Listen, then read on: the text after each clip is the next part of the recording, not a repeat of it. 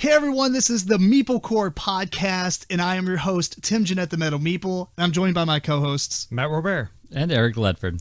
And MeepleCore is a podcast about board games, video games, music, and nerd culture.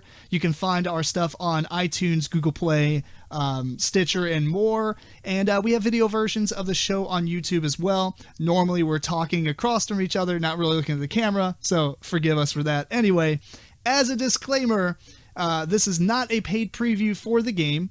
And what you're about to see as far as the rules overview, these are prototype components, and the artwork and everything is subject to change. So without further ado, let me kind of explain the game, and then we're going to tell you some of our thoughts on it.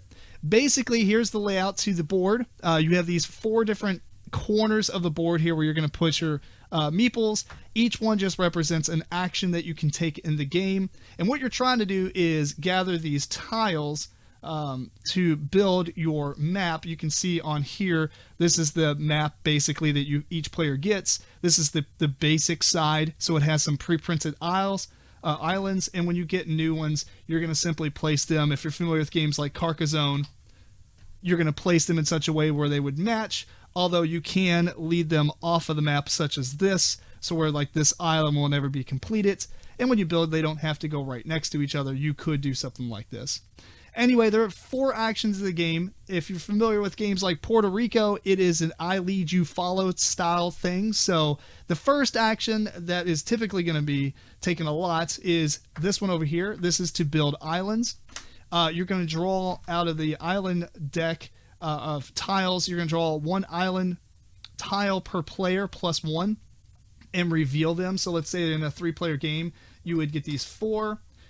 The player who started this would pick one of these and place it into their map. I'm sorry, we typically don't do these videos, so it's really interesting to do this on the podcast since we're mostly audio. Anyway, so the leader would pick this. The followers, which is each player in turn order, would pick one of the tiles or pass. And then finally, the leader, whoever started the action, would get to pick one of the remaining tiles to also place in their city. And what you're trying to do is actually complete these different islands, these sky islands or whatever, because they're not worth anything to you if they're not complete. And you're going to use these islands for most of the other actions. Another one of the actions is to gather energy, which is this one over here. And on your turn, you can move your meeple. You have a meeple here that will move back and forth between these 4 actions. And you are only allowed to do the same action once. If you want to do it again, basically you want to stay there and draw more islands, you have to pay 2 victory points to do so. And each player does start with 2. And you can't do it a 3rd time, so you have to move away after that. Anyway, so the second type of action is to gather energy or people or whatever. So on your island, you're going to see all these tiny little squares in the middle of each island, and that's where you can put these different meeples here. There's 3 different colors. The leader who picks this action gets to do 2 completed islands to fill up. So maybe I choose this blue, and I will put 2 blue here, and I choose this purple, so I will put 2 purple here. Everybody else gets to do the same action, except they only get to choose 1 completed thing to fill up. The 3rd type of action you can pick is over here. And that simply allows you to buy tiles. Now, again, these are prototype components, so I kind of have the rules sheet. I didn't put these special tiles out, but basically there are some basic tiles off to the side that's going to be laying out. This is just the rule sheet to it. But these basic islands are going to cost so many points. Like, for instance, this one up here in the corner will cost you 1 green and a purple. And then it has a white icon. Essentially, the way this works is whoever chooses the building action, so to speak, is going to choose one of these to purchase at cost, but then everybody else has to pay the whites or just any color additional that they want. At the end of the game, there's victory points on these tiles, if you can see that. The little blue things up at the top right of each square, they're going to get extra points for at the end of the game. And then those are simply just going to go on your board like a normal tile. And then the last action is I guess it's called the Energize. I don't remember the terminology, but basically it's the ship action. In which case you're going to take up to 2 blue completed islands on your board and ship them to 2 completed cities. So I could take this blue island and ship it to this completed city. And then if I had another blue, I could ship it to another city. And you're going to get a victory point for every blue that you spend that way. And the game's going to end in a couple of different ways. One, if all the victory points are taken. If all the tiles are taken that you can build your island with. Or the most common way, I think, is that all but one space on a player's board is filled up. When that happens, you're going to move on to scoring, and there's this, it comes with a score pad, and basically you're going to get -2 points for every space you have open past the first space. You're going to get a point for every 2 guys that you have left over that's just on your board. You're going to get a point for every completed island. You're going to get a point for every square in a completed island. So, for instance, this purple has spots for 2 meeples or inhabitants. You're going to get 1 point you're going to get 2 points for each of the squares in it because it's completed. You're going to get points for the special tiles that you purchase and add into your board. You're going to get points for the victory point tokens. And that's pretty much it. Whoever has the most points is the winner. And one last thing that I forgot to mention is that you can play the game with the basic side, which has printed... I don't know if I said this or not, but I've explained this game 1,000 times recently. You can play the game with the basic side that has printed islands, or you can play on a blank side. Each player is going to receive one of these special islands that has it's all air on all sides. It's green on one side, purple on the other. You also get 3 other tiles, and you're going to choose 2 of those. So you're only going to get 3 of these, but you have to pick the starter island. And unlike the other side where everything's clustered in a corner, you can build this however you want. And then you're ready to begin. And I highly recommend that way anyway, because even though the basic side's easier for most people to start off with, it kind of ramps up the same every time. And if you start with the advanced side, I think the game gets a lot deeper quicker. So the game is fairly short. It's a 4-player game. Would you say it's 30, 40 minutes, I would think, yeah. 30 to 40 minutes. All right, cool. Well, let's talk about some of the things we like about this game and why we're pretty much doing this preview for Queen. Right. So, Eric, you start. Yeah, I just liked it a lot because it's a very family-friendly way to it. It's easy to teach and learn. As you've seen, you just got taught to the game basically in 5 minutes or less. So, I like that you have different ways to get points. So it's not linear and you're always going to do the same thing perhaps. You can go after getting the blue crystals and energizing your cities, or you can either go with the other 2 colors and try to build, different tiles and different special tiles that give you points.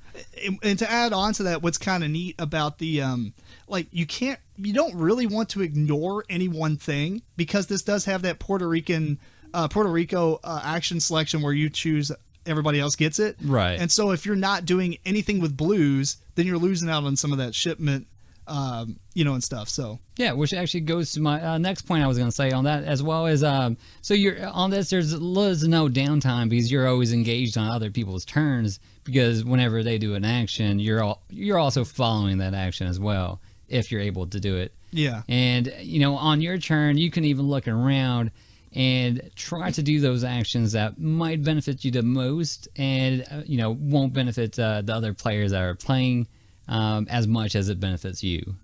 That's fair. What about you, Matt? To add on to what Eric said about it being a family weight game, it is very leisurely. It doesn't feel like real hectic or anything like crazy stuff going on.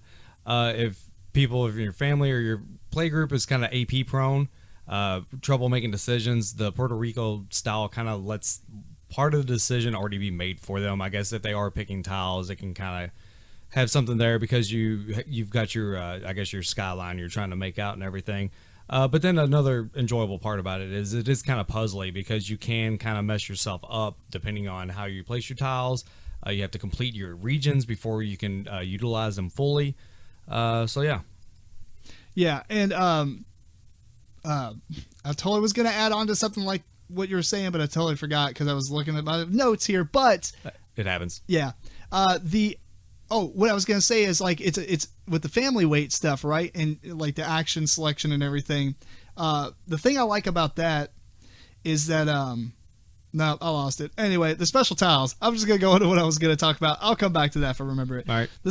By the way, we're totally just off the chain as far as podcasts. We don't script anything. We're totally just nonchalant, have fun. We're just a bunch of guys talking about stuff we love. So the special tiles, what I like about those is that it's infinitely expandable. Right. And the cool thing is there's only 2 of each. And so you get that little battle going on. Like, Eric, you might be building this. Yeah, it's not even the special tiles. It's I guess they're all that kind of special, but there might be a capping tile, that caps off your green.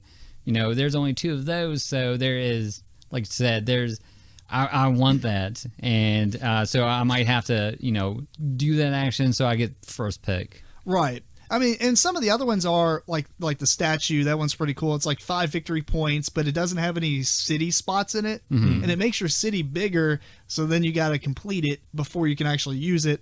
And then all those special tiles are not worth anything unless you have them in completed islands at the end of the game. Right. And there's a lot of cool ones on here. I mean, we didn't really talk about this, but this is, I think, what makes the game deeper than first blush. Sure. Yeah. Because there's some on here. There's and again, these are kind of prototype rules, prototype components and everything.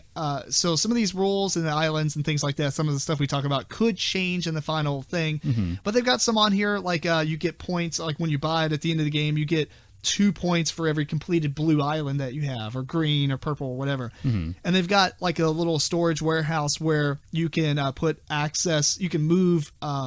Your excess stuff over there. Yeah, to kind of hold on to it. I mean, you can't spend it unless you have a reason to, or or you get to a point where you want to buy a tile and you need more green, then you can take them off of that. But it's kind of neat because you can hold like any of the colors on it.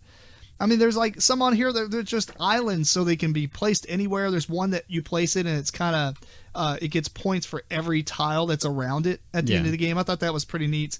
And they've got, I mean, there's just so many on here. The one I talked about, the statue, where it's just 5 points, but it's kind of a useless city tile. So it's like that's the trade-off. You're like, right. It's going to make my city big. But it's 5 points. Yeah, it's a ton of points. Yeah.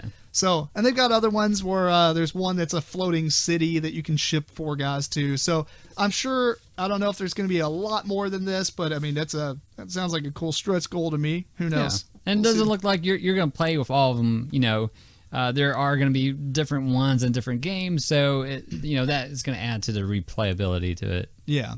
And I think I remember what I was going to say, Matt. What's that? So you talk about the family thing. This is one of those games that doesn't overstay its welcome. As a matter of fact, personally, I think it would be cool if it was slightly longer, too. Yeah, I get that. By the time the game ends, you're like, oh, well, okay. Oh, I didn't get to do all what I wanted to do. Which is probably the Agricola style of thought process. Like, you want to do everything, but you can't. Right. So, I mean, that's probably a good thing, but it would be neat to see a slightly bigger board that you can probably... Maybe even as an option. Yeah, as an option or something. So, yeah, I don't know. For families, I think this is could be a hit. At first glance, I seriously thought Isle of Skye, and I'm a huge fan of Isle of Skye. Not because they're similar games, but they got the idea of one mechanism is allowing you to get tiles to build a Carcassonne-style mini game, and so you're kind of doing that back and forth. And I don't know, I think it works out pretty well. So pretty excited about this one. Yeah. Well, anyway, go up top and click buttons to pay money to get this. And anyway. Oh, and check out our podcast if you haven't. It's the same style here. Obviously, you got video versions of the show, but we're on YouTube, all that stuff. If you ever see us at conventions, say what's up. And that's it, right? Yep, that's it. All right. Well, thanks for checking this out. And until next time, keep on rocking and rolling dice.